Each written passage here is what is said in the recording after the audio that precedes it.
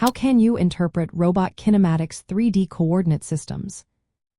Imagine trying to tell someone exactly where a robot's arm is and how it's oriented in space. That's where understanding 3D coordinate systems in robot kinematics comes into play. It's like having a map that shows not just where things are, but how they are facing and moving. When working with robots, especially in automation and robotics, knowing how to interpret these coordinate systems is key to controlling their movements precisely. Let's start with the basics. A robot's configuration is defined by its joint parameters. For rotary joints, these are angles. For prismatic joints, these are linear displacements. These parameters tell us how the robot's links are positioned in space. Think of each joint as a hinge that can rotate or slide, changing the robot's shape and position.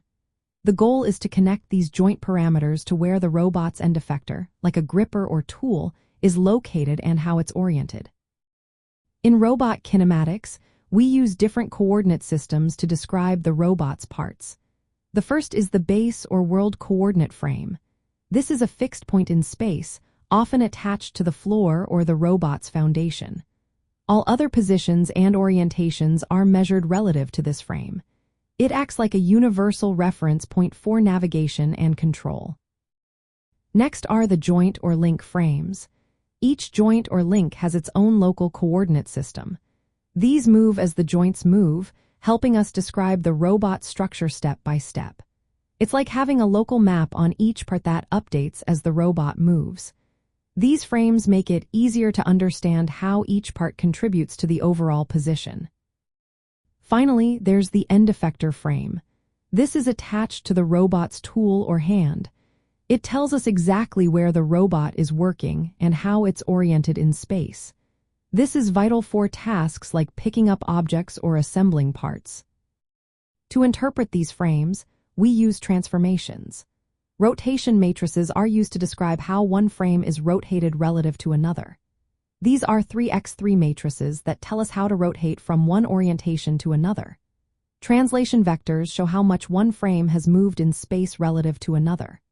When combined, they form homogeneous transformation matrices, which are 4x4 matrices that encode both rotation and translation. These matrices help us convert points or directions from one frame to another easily.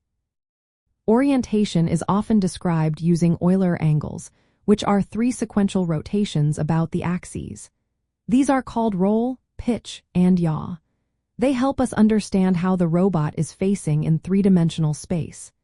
Different robot manufacturers might use different conventions, so it's important to be consistent when working with these angles. From an electrical engineering perspective, these coordinate transformations are essential.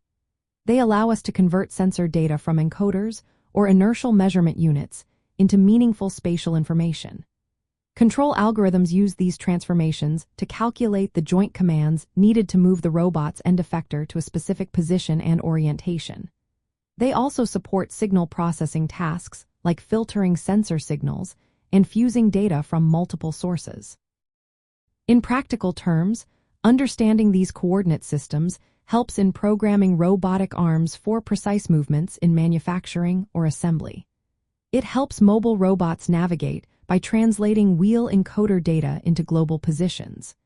It also allows vision systems to convert camera images into robot coordinates for picking and placing objects. In summary, interpreting robot kinematics in 3-dimensional coordinate systems involves understanding how joint parameters relate to spatial positions and orientations. Using coordinate frames and transformations, electrical engineers can develop control systems, process sensor signals, and make sure robots operate accurately and smoothly within automated environments.